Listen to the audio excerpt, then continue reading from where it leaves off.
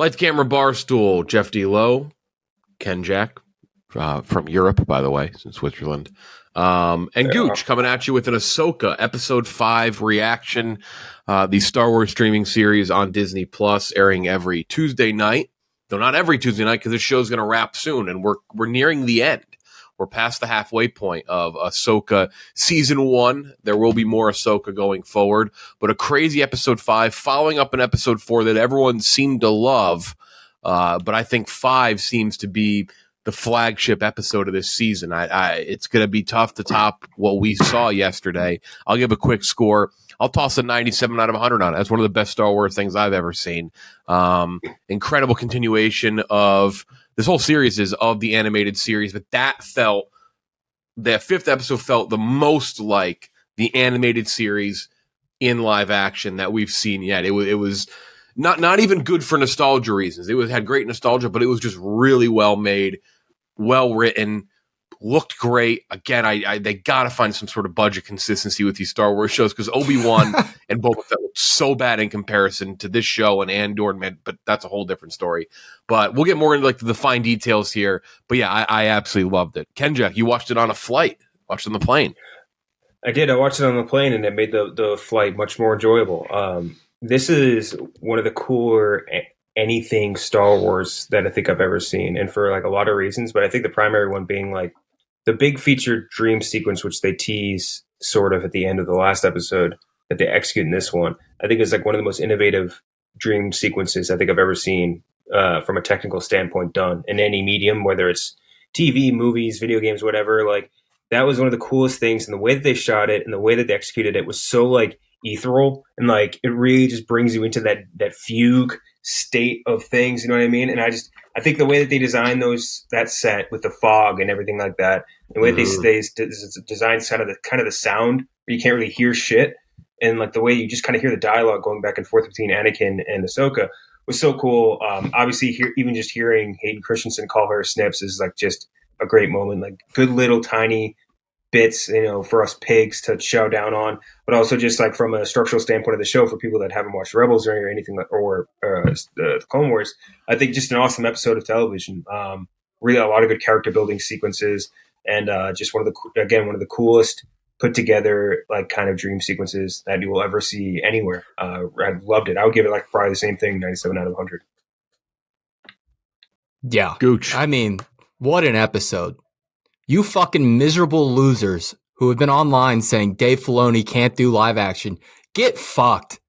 Come on. Also, it's good to remind people that he wasn't as fully involved with the last season of Mandalorian. The stuff that he's been fully directly involved in, and by the way, I enjoyed the last season of Mandalorian, but the stuff he's been fully directly involved in have all been good.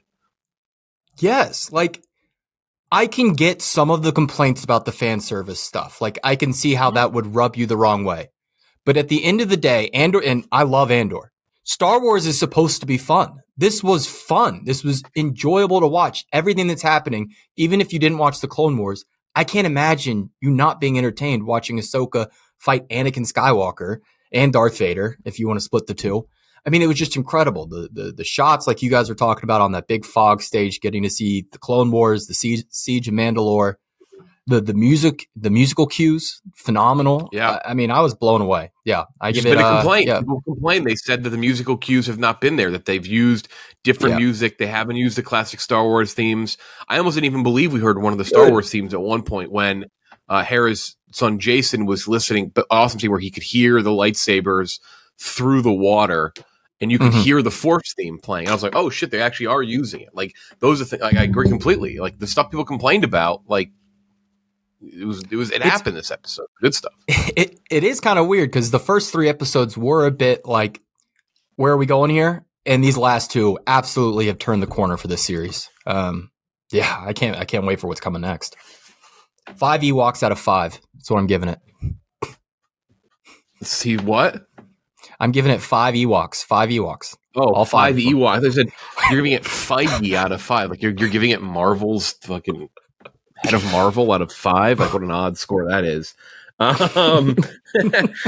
So just a couple quick hits here, and if you want to have a comment on some of these the scenes and the moments, let me know. Obviously, seems as though Ahsoka was dying that like she went into the world between worlds, which is the big force connected space that she was in with Anakin. Seems like she was kind of on the verge of dying. That's why he's like basically, hey, you better follow my ghost ass here. You are going to croak for sure. Not a full ghost. He's not a force ghost. He's like almost more like a projection or dream state type thing because he doesn't have the blue haze around him. Like I said, great scene where Jason kind of hears the lightsabers through the water. That was fucking awesome. As like the slow build of the music and the sound effects. The lightsaber duels in the world between worlds was fantastic. Dude, when he did the twirl, I mean, that was great. Yeah, like twirl's sick. Yeah, I think.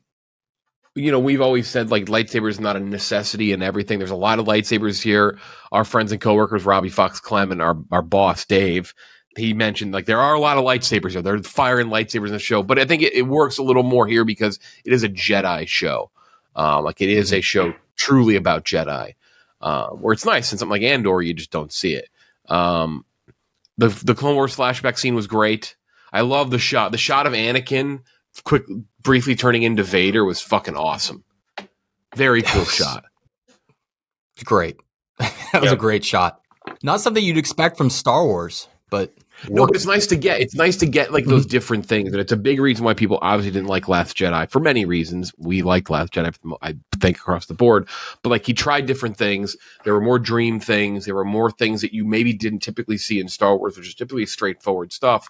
And it's nice to expand and use different, not even just techniques, but ways of telling the story. It's like it's nice to see. They did it in the animated stuff, so to see it in live action, it's like, all right, awesome. Like, let's get some different things. Then you see the Siege of Mandalore for the first time in live action, which you actually saw Ahsoka in at the end of.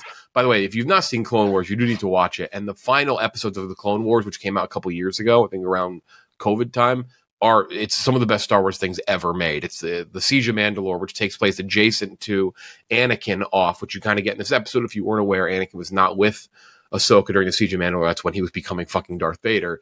That's when all that shit was starting to happen. It was basically the beginning of Revenge of the Sith is when Siege of Mandalore happened. And so that's why he's like, I wasn't here. I didn't know this happened. Like you see all that in live action for the first time, but all that at the end of the Clone Wars is like unbelievable. You see the Darth Maul Mandalorians get the spikes. The Ahsoka scene with the Purgils, how she's going to travel in hyperspace to go find Ezra and Thrawn. It all looked great. It was just cool to see. Again, it's cool to see Star Wars do some different things, not even take risks, just like expand the way they tell their story, especially when it's using the same characters, because you got to find ways to be unique. Otherwise, it's the same shit over and over again.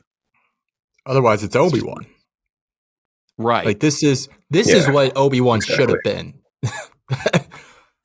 There's a rumor. I want Ken Jack, what your thoughts on this, and Rob, you can give it too. But there's a rumored cut scene from this. Apparently, I may not be completely right on this. Apparently, one of the ideas was that she might have. I think this might have been too much. She would have been on Mustafar fighting Anakin after he killed Obi-Wan. Like, there's like an alternate reality where she would. There was a rumor that might. Would you like that, or would that have been too much? It would have been too much, and I almost kind of thought it was going there because there was the scene where he cuts the light bridge or whatever, and she's falling into what looked like that orangey haze of Mustafar. I was like, oh boy, that might be a little too maybe on the nose, but I like where they went with it. Yeah, I would agree with that. I would agree with that. Gooch, go ahead. I think you were saying the same thing. Yeah. Just for me, it's just too iconic of a Star Wars scene to plop her into. It'd be like.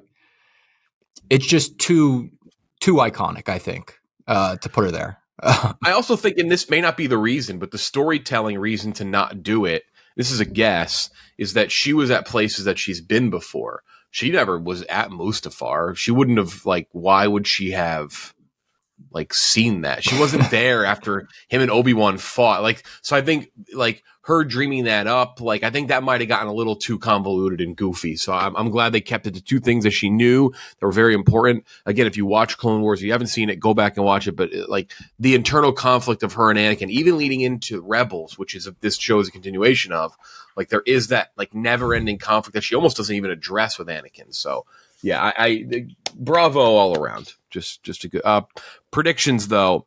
Ken Jack will have you go last because of your Swiss Wi-Fi. But I'll just say quick, I think next time is Thrawn. But I'm beginning to believe the hype that we're not getting much of him. Gooch, predictions. Yeah, I mean, I don't think we get him next episode. Maybe at the very end. Next episode feels like it'll be like a travel episode with all the moving pieces going on right now. Yeah, I think next week slows down a bit and then a sprint to the end with the final 2 episodes bringing in Ezra and our blue boy, Grand Admiral Thrawn. Ken Jack. I think that this episode is going to climax with Carson Teva dying of Gungan AIDS. Hopefully. If I have my choice of how it ends up.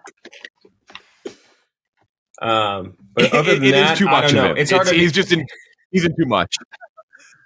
He's way too pivotal of a character at this point. Carson, I've had enough of. He was cool. I like it because of that guy. I think his name is like Paul Seung Lee. He's a big Star Wars nerd. Love that. Had enough of Carson Teva.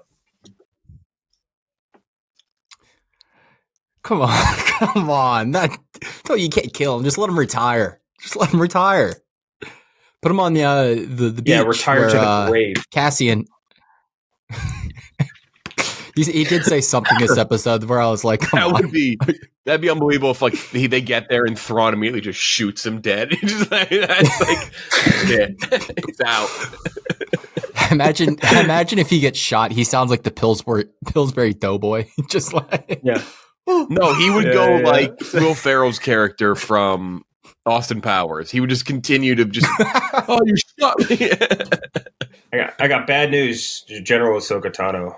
I got Hep C. I gotta retire.